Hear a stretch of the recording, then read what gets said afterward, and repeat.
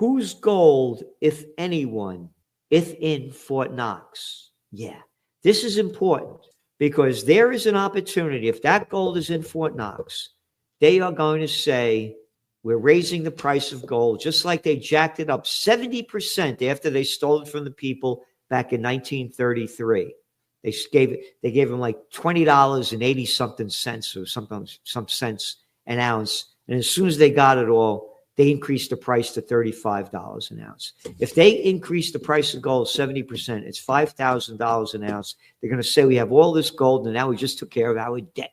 So don't worry about it. As the decades-old question surrounding Fort Knox continues to make headlines, U.S. President Donald Trump has reignited the search for answers regarding the fate of the nation's gold reserves. We're actually going to Fort Knox to see if the gold is there because maybe somebody stole the gold. Tons of gold, Trump remarked earlier this week. This statement has sparked renewed interest in the mystery of the vault, where approximately 147.4 million ounces of gold are reportedly stored, constituting over half of the U.S. government's total gold reserves, making it one of the wealthiest vaults in the world. Despite the 1974 audit of Fort Knox's gold, conducted by the U.S. General Accounting Office and the Department of the Treasury, its storage details have remained largely confidential, fueling suspicion among conspiracy theorists. While the audit was intended to alleviate doubts, it has temporarily soothed public concern.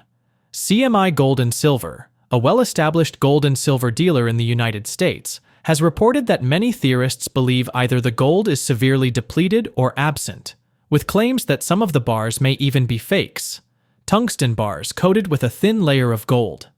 The strict security measures around Fort Knox have made it challenging for independent verification, and this secrecy only deepens the distrust regarding the vault's contents. Gerald, Celente, the renowned trends forecaster, has long raised concerns about the legitimacy and future of Fort Knox's gold reserves. He points to historical actions taken by the U.S. government, particularly during the Great Depression, as a significant example of how gold prices can be manipulated. In 1933, the U.S. government required citizens to exchange their gold for paper currency at a fixed rate of $20.67 per ounce, only to raise the official price of gold to $35 per ounce shortly after, a 70% increase. Celente believes that a similar situation could unfold today, with the government raising the price of gold to $5,000 per ounce, using Fort Knox's massive gold reserves to justify the price hike. According to Celente, this would benefit the U.S. government and have far-reaching effects on the global economy, as gold would regain its role as a central part of financial markets, potentially disrupting existing financial structures and policies. We present the clips of Celente's insights from his recent interview. Before we continue to discuss this, please subscribe to our channel and activate the bell icon for timely updates. Whose gold, if anyone, if in Fort Knox? Yeah, this is important because there is an opportunity. If that gold is in Fort Knox, they are going to say, we're raising the price of gold, just like they jacked it up 70% after they stole it from the people back in 1933.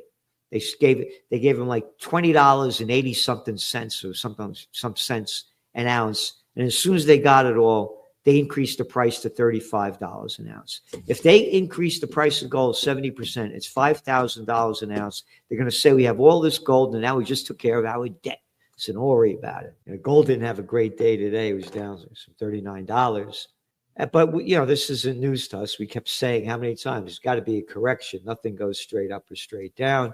We still remain very bullish on gold because of the socioeconomic and geopolitical things that are going on out there. And of course, today, one of the big news is that Trump says those tariffs, I'm going to put them on. I think it was March 4th on China and Mexico. So, that has a lot of uncertainty. And one of those is inflation. So going on to what's going on, you take a look at the markets today. The S&P fell 4 times in a row. Why? They say that the traders, the gamblers, they're worried about economic growth and the tariffs, the global trade issue. Let's see. NASDAQ dropped 1.35%. NVIDIA, boop, down 2.8%. Tomorrow, everybody's waiting. what's going to happen with NVIDIA when they release their earnings report for last quarter. And again, the whole DeepSeek is now out of the news. And as we keep saying, China's going to lead this trend in AI. Love it, hate it. And again, I hate the whole thing. But and I'd rather the United States lead it than China, but we call it like it is. So that's going to be a big thing, but we're still forecasting a dot-com bust. There's a lot of uncertainty in the markets in this new realm here under Trump. It was very positive in the beginning when he got elected. It hasn't looked so good now. And, it's the not good numbers.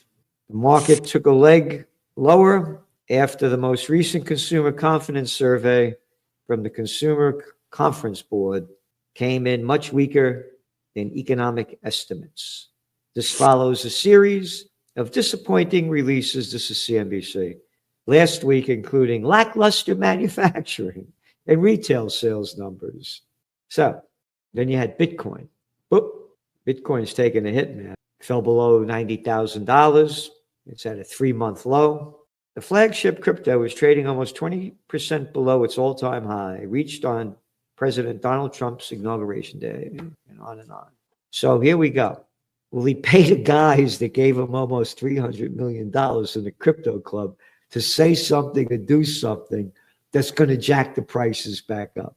Because that's what it's all about. The U.S. economy is beginning to show signs of a slowdown, further complicated by President Trump's back-to-back tariffs, which are adding pressure to an already strained economy facing high inflation and interest rates. On Thursday, 3 key economic reports were released, all pointing to a softening economic landscape, reinforcing concerns that more challenging times are ahead. The latest data reveals a deceleration in economic activity, with indicators suggesting that the economy is cooling as it grapples with the ongoing challenges of inflation, rising interest rates, and tariff-driven disruptions. The revised fourth-quarter GDP data, released by the U.S. Bureau of Economic Analysis, confirmed earlier projections, reflecting a slowdown in economic momentum. The second estimate for fourth-quarter GDP growth in 2024 shows an annualized rate of 2.3%, a decrease from the 3.1% expansion recorded in the third quarter. This decline highlights the moderation in growth and indicates that the U.S. economy is no longer operating at the pace it once did. Gerald Celente has long warned of such outcomes, highlighting the growing wealth disparities and a weakening financial system. The wealthiest 10% of Americans now account for nearly half of all consumer spending, a trend that has led to a shrinking middle class. With consumer confidence at its lowest level since the peak of the COVID-19 pandemic, Celente forecasts widespread job losses and rising inflation, suggesting the U.S. economy is on the brink of a major downturn. Let's get back to the video. The U.S. economy is shutting down rapidly. Expect widespread job losses with much higher inflation. An article came out showing how the rich, the top 10%, are driving the retail sector. Wrote about it extensively in this week's Trends Journal. And Moody's Analytics says the top 10% of earners now account for 49% of all spending, up from 36% 3 decades ago. And these 10%ers, they account, you ready for this? 1/3 of the U.S. gross domestic product. And that goes into our article in much more detail in this week's Trends Journal. Leading U.S. economic indicators weakened as the year began. This is serious. Again, this is Slavelandia. It's a whole new game. The bigs own everything. And again, you see with Trump, again, I say what I say things only with the facts. You got a billionaire club in there, all right? As I say, if you're not a billionaire, shut your mouth, you can't say anything. Here's the data. The middle class is shrinking, the rich are getting richer, and they're running the show. A bit upbeat prior to following the election of President Donald Trump, consumer confidence in February hit its lowest level. You ready? In its lowest level since the peak of the COVID war, when everybody was freaking the out, when they locked everything down. August 2021, That's where consumer confidence is. So I'm telling you, we're trying to give you everything we can, and it goes back to gold. And when things get wild, gold prices are going to go up. Nothing goes straight up or straight down. There could be another $200 down on gold, easily, when it flew up this fast, this high. But long term, we're bullish, and we don't give financial advice. We give trend forecasts. So what else do we have here? Does Warren Buffett hoarding cash signal market crash? He's hoarding all his cash. U.S. leading economic indicators, but going down a lot more. Look at the home prices. But sales are down, prices are up. Can't afford it? You got it. And then again, a whole load of trends on the global economic front. When the economy fails, jobs go with it. We've been doing this for hundreds of weeks. So on and on, going out of business trends, one after another. They're barely reporting out there. Oh, and the big news they're making is that the European stocks are outperforming the U.S. stocks. They're nothing over there. And the EU, you got Germany, the third largest, or some people say the fourth largest, depending on whose data you look at, economy in the world. They're a recession. The whole market thing is a rig. And the ECB, the European Central Bank, is going to do everything they can to lower interest rates, and so too will Donald Trump.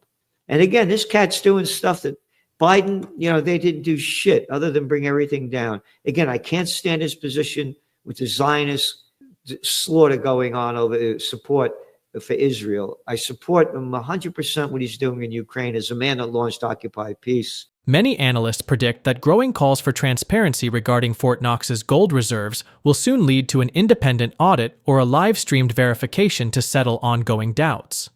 While the U.S. Mint insists that the gold is still securely stored, the lack of recent independent inspections has fueled skepticism.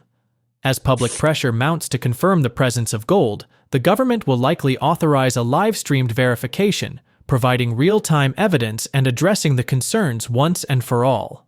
This move could dispel lingering rumors and set a new precedent for transparency in managing national assets, potentially reshaping how the U.S. handles its gold reserves moving forward. Share your thoughts on Celente's analysis in the comment section below. If you find this video informative, don't forget to support your finance log team and turn on notifications to stay informed about our latest videos. See you in the next video.